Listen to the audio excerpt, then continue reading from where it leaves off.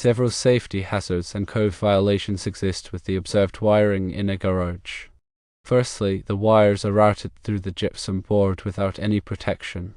This poses a fire hazard, as the wires could come into contact with the flammable gypsum and ignite it.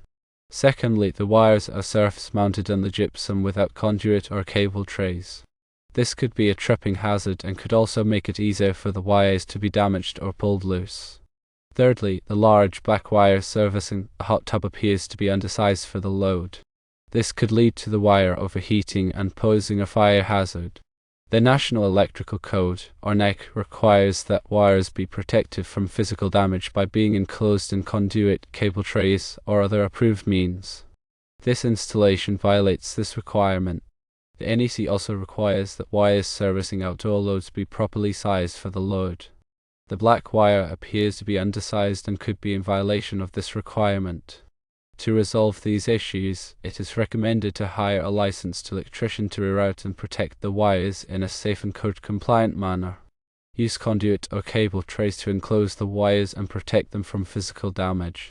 Ensure that the large black wire is properly sized for the load it will be carrying. Consider adding a junction box to provide access to the wires for maintenance and troubleshooting. Obtain a building permit for the electrical work to ensure it meets all applicable codes and safety standards. Failure to address these hazards could result in a fire, electrical shock, or other serious injury. It is crucial to have this installation inspected and repaired by a qualified electrician as soon as possible. Let's delve deeper into each of these points. Regarding the unprotected wires routed through gypsum board, the NEC specifies approved wiring methods for different locations and applications. Gypsum board, while commonly used for walls and ceilings, does not provide adequate protection for electrical wiring against physical damage or potential fire hazards. The concern is that the wires can rub against the sharp edges of the gypsum board, especially if there is any movement or vibration. Over time, this abrasion can damage the insulation, exposing the conductors and creating a short circuit or ground fault. Furthermore, gypsum board is combustible, meaning it can catch fire under certain conditions. If a wire overheats due to an overload or short circuit, it could ignite the gypsum board, leading to a fire. The NEC mandates that wiring be installed in a way that minimizes these risks, typically by using conduit, electrical metallic tubing, or other approved enclosures. Considering the surface-mounted wires without conduit or cable trays, the NEC requires that exposed wiring be protected from physical damage.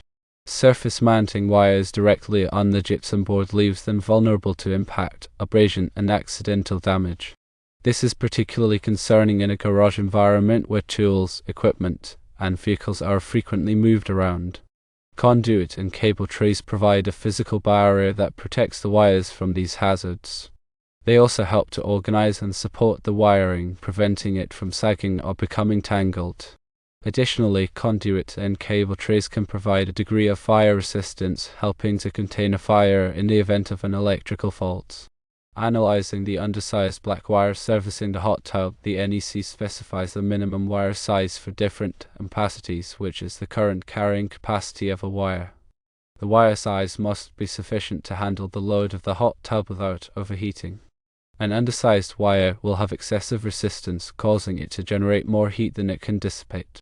This can lead to the insulation melting, the wire failing, and potentially a fire. The NEC provides tables that specify the ampacity of different wire sizes based on the insulation type, ambient temperature, and other factors. The electrician should consult these tables to determine the correct wire size for the hot tub load, taking into account the hot tub's power requirements and any applicable directing factors.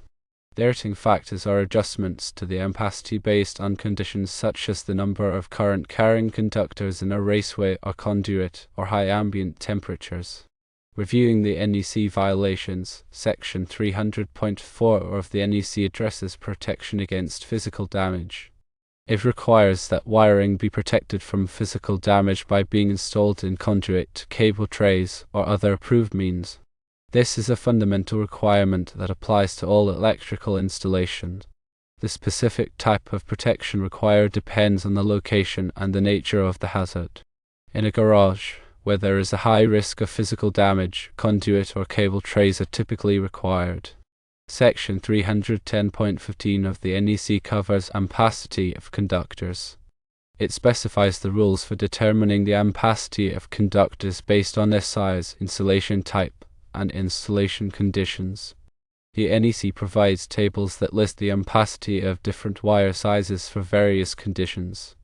The electrician must use these tables to ensure that the wire is properly sized for the load. The electrician must also take into account any applicable directing factors. Considering the recommendations, hiring a licensed electrician is crucial. A licensed electrician has the training, experience, and knowledge to safely and correctly install electrical wiring. They are familiar with the NEC and other applicable codes and standards. They will be able to identify and correct any existing hazards and ensure that the installation is safe and code compliant. Using conduit or cable trays will protect the wires. Conduit and cable trays are the preferred methods for protecting wiring from physical damage. Conduit is a rigid or flexible tube that encloses the wires, providing a physical barrier against impact, abrasion, and moisture.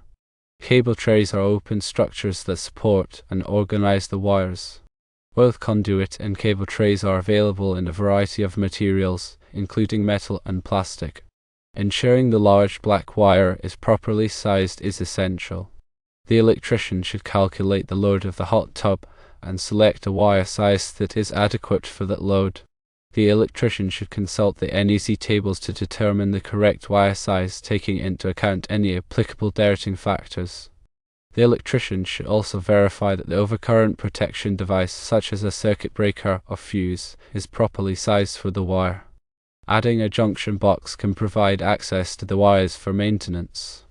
A junction box is an enclosure that provides a convenient location for making splices and connections. It also provides access to the wires for maintenance and troubleshooting.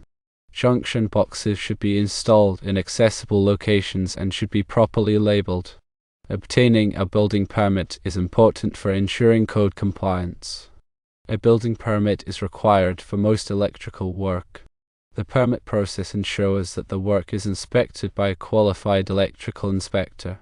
The inspector will verify that the installation meets all applicable codes and standards. Obtaining a permit can help to prevent problems and ensure that the installation is safe.